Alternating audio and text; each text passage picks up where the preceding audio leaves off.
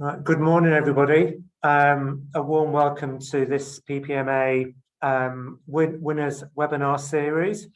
Hope everybody is well, and it's good to see you. So my name's Andy Dobman, and I'm the Chief HR Officer at Leeds City Council. And I'm going to be joined by my colleague John Ebo, who is our Head of HR for Diversity.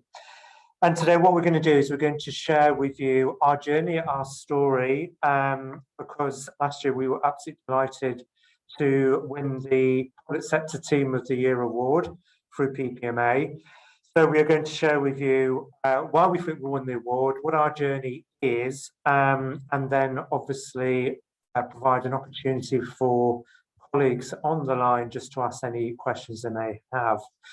So I'll kickstart and really get going with this. And as I say, focus very much on our award submission last year, which was the Public Sector Team of the Year.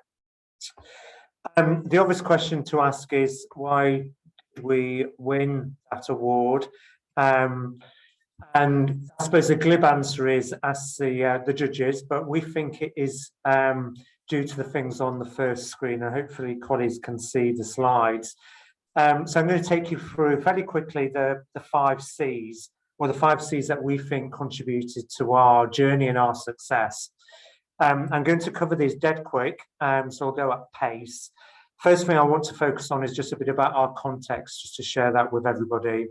And then a bit about our journey in terms of the clarity and content of our approach here in Leeds. And then finally say a little bit about the outcome in terms of our contribution, and a little bit of inward-facing sort of self-reflection too.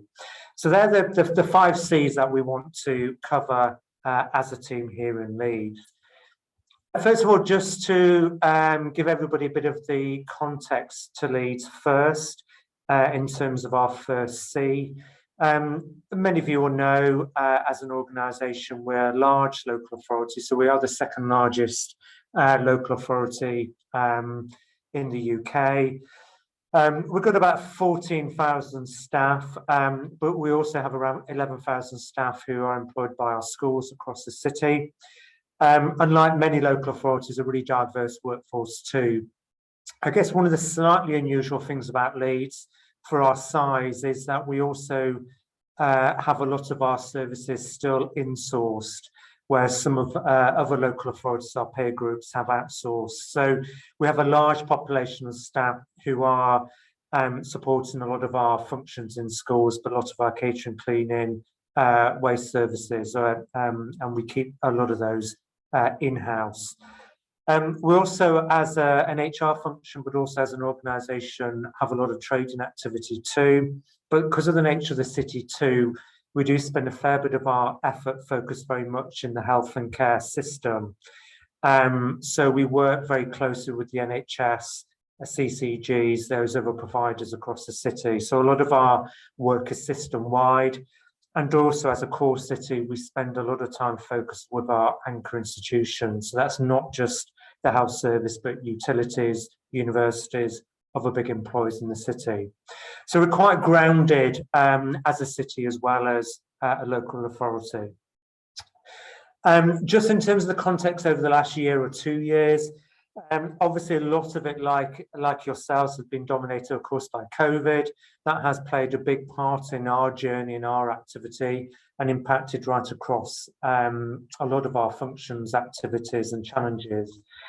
And I won't take you through this quite complicated slide, but because of COVID and other factors, we have also focused in the last 2 years, particularly on our financial challenge, which won't be unfamiliar to many other local authorities, but it has really dominated quite a lot of our activity over the last couple of years. And we spent a lot of our effort trying to respond to that and develop that workforce framework you can see on the right hand of your slide. All I would say about that is we're focused very much on delivering the financial challenge, a balanced budget. So that did mean in 2020 and 2021, stripping out about 850 roles across the organisation. So it did have a big impact on our context. likewise are in a challenging financial position this year and next as well. So that's probably familiar to many of you, but nevertheless, that is still sort of the environment that we're facing. Just in terms of clarity though, so notwithstanding that challenge that we're facing, one thing that we are quite proud of as an organisation is trying to deliver real clarity to our purpose, I guess, particularly to the HR agenda, to the workforce agenda. So one of the things that we did do at the back end of 2019, at the start of 2020, is develop our 5-year people strategy. And that's the first time that we have had a people strategy. And the summary is on the slide now. The key thing that we're focused on is keeping it dead simple. And the most simple thing is the vision, the overarching 5-year vision, which is as a local authority to be the best place to work. Nothing more complicated than that. But like any good strategy, it also has to have a mission. And you can see the mission, which is the highlighted bit now. And often we talk about the idea of me, we, and us. So the first bit of our mission is focused very much on each member of staff, making sure that their own individual employee experience is the best it possibly can be. So that's the me bit, the individual piece. Then we think quite a lot about the we bit in terms of the role that each individual plays within their teams, because obviously everybody's part of a team. So we focus a lot of our clarity, a lot of our work very much on the we, which is the role our managers and our leaders play. And then the us, which is broader as a whole organisation, of course. And as an organisation, I think the key thing about our pitch as an HR function, but also as an employer, is very much about our values and our culture, which you can see on the right-hand side. And certainly over the last year or so, we've focused very much on our shared values and our behaviours. And you can see another screenshot here on the slide deck, which is the refreshed values that we have adopted. And we're very much a values-driven organisation. So we have 5 key values at the top. Everybody's very familiar across the organisation what they are. I've got a lanyard here, which is my ID, and on the back of it is the values. So you're never far away from our workforce values. And below that, you can also see the kind of behaviours that we do really bang the drum on right across the organisation and right across the life cycle. So I think that's very much sort of a key part of our our drive, our people strategy. I think the other thing to say in the third C is very much about sort of the content of that people strategy. And before we sort of drill down a little bit into the detail, I guess the other thing that was really important for us as a HR function is making sure that that people strategy was really well aligned and embedded with the broader overarching best counsel plan. So we're really very mindful to make sure that what we said with the people strategy wasn't peripheral or wasn't sort of standalone. It was very much embedded and aligned to that broader organisational and city plan. And you can see here on the left that you've got the best city priorities, which are all the things you perhaps would expect to see in a city plan. But we got very, very carefully aligned on the left there. As an organisation, we now talk quite a lot about being an efficient, enterprising and healthy organisation. And our people strategy falls very tightly within that best counsel plan. So that embedding is key to us. And when you drill down into the content of our people strategy and the delivery, we've stuck to the 5 C's approach, and I've got 3 more C's to give you. It sounds like we've got a bit of a session about anything beginning with C in Leeds. But what we have done in terms of the content of our people strategy is aligned the best counsel plan, which talks about enterprise and health and efficient, to the people agenda. And what we've got here is the key things that we've really focused on over the last 18 months as an organisation within HR, but also our work beyond. And they're under the 3 C's that you can see. So very much at the top, focus very much on commitment. So that's workforce commitment, and underneath that, a focus on health, safety, well-being, the values I've already mentioned, and John's going to talk to you a little bit about diversity and inclusion in a minute. The other key C that we focus on is workforce capability on the left hand of your screen. And that's a focus very much on driving leadership and management capability across the organisation, thinking very much about driving performance management and our technology piece as well. And particularly pertinent for us more recently has been workforce capacity as our third C. And that's thinking very much about entry routes into the organisation, how we recruit, how we induct, getting to grips with the workforce flexibility and workforce planning piece too. So what we've really tried to do within this idea of content of our people strategy is focus and drill down as to what matters to us and not get too distracted, if you like, by everything else around us. So a lot of the work that we do is talk about sort of the why, so why it matters, which, as I've already said, is our vision to be the best place. What, of course, is focus on the commitment, capacity, and capability.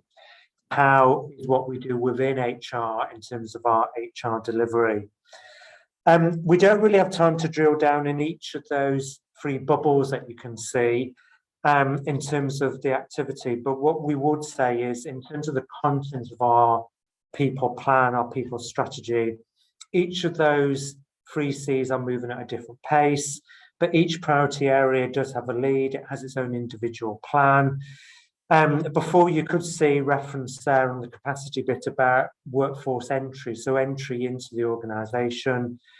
Just a very quick example here. So a lot of work we've done over the last year or so in terms of entry into Leeds City Council. You can see here a lot of work here in terms of identifying different entry routes into Leeds City Council. We've done a lot of thinking and planning as to making sure our talent pools are diverse, thinking about how people can come into Leeds and then develop their career with us. So we're now thinking about established routes. We've done a lot of work on Kickstart, work placements, apprenticeships, graduates, etc. And that's an example of a really good piece of work that we've done. The other example that we want to share with you is some of the work we've done on the equality and diversity agenda. And I'm going to just quickly hand over to John, who's joined us, who is just going to quickly share with you that. So I'll go on mute, John, so you can pick up. Good morning, everybody. I was just waiting for the boss to mute his mic. I can hear an echo in the background. Yeah? Oh, I think that's better. Thank you, Andy. There you go. That's me managing my boss. So, good morning, everybody. This is a very small and perfectly formed group. At least you're getting the front row seat of the Leeds approach in terms of best HR team. So that's good to know. So I'll be very quick. I've only got a few minutes to talk through our ADI approach. And I'm not going to read it out, but you can see there our kind of vision for equality, diversity, and inclusion. And clearly, that's a starting point for any serious organization, because that gives us really a clarity of purpose. It allows us to have resonance with our teams, our managers, our leaders on this agenda. Also ensures that any outcomes that we then put together are co-produced and easier to embed, because we have a shared vision and a shared approach. Andy, do you want to press your? I've got the boss pressing the buttons as well. It's a good day today. So I suppose the central point to make here is EDI is such a big agenda and of its time. We all know at the moment any good HR function is looking at EDI as a central piece, a golden thread within all the works around HR. So we very quickly brought together what we thought were the important pieces that sit under EDI, and that's a kind of our 5 workforce priorities. So this is speaking to our workforce role specifically, what we do as an employer with our employees. There is a piece around our community-facing equality work and a piece around service delivery as a local authority. But this piece is about our workforce. So those 5 strands are over there in the light blue shaded areas: recruitment, progression, training, speaking of, and data monitoring. So I've just picked one or two things to talk about fairly quickly in terms of each of those 5 strands, rather than go through the bullet points. But those bullet points give you an idea of our directional travel on each of those areas. And we're clear, wherever we go, the communication is very, very clear. These are our priorities, those blue areas. So if I take recruitment, for example, I think a key aspect has been now challenging ourselves at each stage of the process, i.e. when we're recruiting pre-selection. So where are we making opportunities available around our vacancies, the selection process itself, what are we doing around kind of diverse panels, anonymous shortlisting, that kind of stuff. And then post-selection, once colleagues arrive here, are they clear that equality is a central and golden strand through all that we do? In trying to do that, we formed a task and finish group with an EDI lens on our recruitment process. And that group have been meeting, making sure we shine the lens on each of those 3 stages of the approaches of recruitment. Are we clear that we're doing that really properly? I think that's a good example to mention. On the progression, at the moment, we're working very clearly around what we mean by positive action and where we can use that as an opportunity to kind of diversify progression in terms of our protected characteristics and support people to grow in the organization, particularly underrepresented groups. Is one that we're very clear on. Under training, we've just launched a new leadership and management training offer for all our managers. And we're carrying through now a kind of process, taking them through core training, which is mandatory, I guess, some selective pieces, and then some supported pieces. But again, aligned through all of that is this thing about our values and embedding EDI. On the Speaking Up and Zero Tolerance strand, we've just employed a freedom to speak up guardian. We're the first local authority, we believe, to have done that anywhere in the country. It's a role which sits well in health and care sector, and we're bringing that learning to local authority context. And that's like a senior independent role that has a voice and a channel that colleagues can speak to on the myriad of issues, and they're part of that solution. We've just conducted a grievance practice review of the entire organization. What does it feel like to go through a process in our organization? We just delivered that and about to start an implementation plan. And I was given free rein. I was allowed to do that without any fear or favor. And that report is very independent, even though I sit in HR. And we've also issued some really important statements out to our organization around zero tolerance, what it means in practice. And then lastly, on data monitoring, the data is the data, and we get those kind of resources right. But much more important is how we communicate that and how we progress challenges that the data is pointing to. So I hope that gives a very quick counter through some of our EDI work. Andy. Thank you very much indeed, John, for that. So hopefully that gives you a really good flavour for the content of our third C, for one of the big pieces of work that we've been focusing on. And obviously people want to know a bit more, then obviously do shout. So we said a bit about our broader context, we said about the clarity, which is our vision, given that clear direction of travel, and then giving you some examples of particular content of our approach. The fourth C is our contribution. So obviously this is the impact, so what difference does it make and where we go next on this. I guess probably the thing for us to reflect on, things to share with you on this, is that as an HR function, we have deliberately taken the time, I guess, to, at the end of every year, so usually around November, December time, we try to capture everything that we're doing in the year, because things move so quickly and sometimes it's easy to forget. So we do a bit of deliberate self-reflection, we capture outcomes, we try to measure those successes, but also have that conversation about where things haven't gone as well and any learning.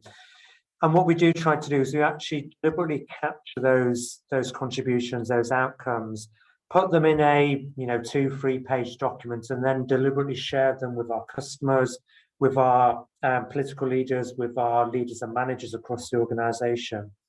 Really, again, just to make sure there's that accountability and visibility. But I think it also just helps us, and this is just a screenshot of I think it's our last one or maybe the year before, which is A lot of it is narrative, but we throw in lots of numbers as well, just in terms of reminders of the different things we've done right across the organisation. So here you'll see reference to some of the health and safety bulletins we've done, something about the traded services that we do, the pulse surveys. And we find that really helps and that really works. And that did form part of our bid to PPMA to be that sort of team of the year. And also we use that self-reflection very much to help us build and think about where we go for the next year ahead as well. So that's our 4C in terms of contribution. Final C is this idea of being sort of centered and connected. So this is, I think, thinking very much about us as an HR function and being connected between ourselves, because we're a relatively big team. And we do try to spend a fair bit of time within the HR service thinking about our own aspirations, our own development. Obviously, we've been working through, like you have been as well, in terms of new ways of working, how we work, how we communicate, and our own sense of well-being. And that really, really matters. And we don't always get that right. But I think a lot of success has to start from ourselves and work collectively and positively as an HR team. So one of the things that we have been managed to do over the last year is look at people's individual progression. And we have been able to deploy people around the HR service to develop their skills. A fair few people have been able to be being promoted, which has really helped generate that sense of commitment. One thing, again, is probably not going to be unfamiliar to many of you, is that we do, as an HR team, come together in what we call shout outs, where everybody who is in person comes together on a Wednesday morning. And we spend a bit of time for me to update everybody, but to give anybody else the opportunity just to update, share what they're doing or what their challenges are, or any kind of information they wish to share. Linked to some of the things that John's shared with you as well, we've also brought together all of our HR team who are from the BAME community together to share their own lived experiences and those kind of challenges that they may well have faced. And we developed a local action plan, which has really helped us as well to develop some of that, some of the ideas for communication and progression. And you probably won't be able to read all of this, but one of the things that we did spend a bit of time as an HR team is thinking about the end of lockdown over the last year, 2 years, and really inviting people back positively into the workplace, thinking about the physical workplace, how we can make that look and feel stronger and better, trying to encourage people to feel part of that team and connected again, but also some of those other issues about how we connect to the organisation and the business. And that's just, again, another screenshot of capturing some of those issues. I think the final thing for me was just, it's not another C, you'd be pleased to know, because I couldn't get the C to work, but it's just thinking a bit about where we go next as an HR function. And one of the things, I guess, on self-reflection as an HR team here in Leeds is, as an HR team, often it's quite easy as HR practitioners to look down within the organisation, look down at the workforce, and sometimes you do have to do that. But one of the things as an HR function we've really desperately tried to do, and it's work in progress, is encourage myself, but also the HR team to look across. So to build and strengthen relationships with our peers. So particularly teams in IT, finance, comms, our other teams that we business partner with. Also, John's already shared with you today, is also looking up in terms of managing your own managers and your own leaders and building that relationship, because HR has to do that. But also, as I said at the start, looking out. So we do really try to encourage our HR team to think very much about their relationship with our partners, with our peers, with our anchors, with the profession as well. And that's why PPMA plays such a key role as well. And finally, looking far, so thinking about what's on the long-term landscape, because I think probably everybody in the HR profession has been through quite a journey over the last 2 to 3 years, whether it's been COVID, cost of living crisis, financial challenges. So we're having to adapt and develop quite quickly. And I think if we can think ahead and plan ahead, then we may be in a better position. I'm not saying that we've cracked that, but nevertheless, that's sort of the general intent that we're moving forward, and that's the kind of pitch that we put with the PPMA approach. So we're coming to the end of the time. We've got about 5 minutes or so to invite questions, whether there are, and I'm hoping that sort of journey, and it has been a journey, has helped. So I'm happy to pause now in our last sort of few minutes and invite any thoughts or comments from colleagues on the line. Or equally just checking whether there's anybody on the chat. I don't think there has been anybody in the chat yet.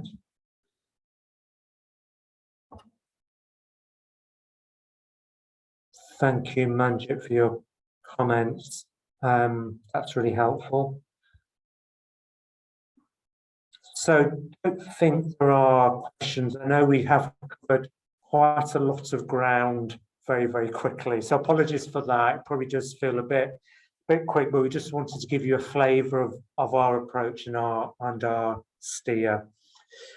Okay, 2 minutes left. So whilst I've got you, before you disappear, if I can just remind colleagues on the line that there is a PPMA session on Friday lunchtime. That's part of the regular seminar approach, and that's AVC Wise doing a presentation. So that's again quite a topical issue.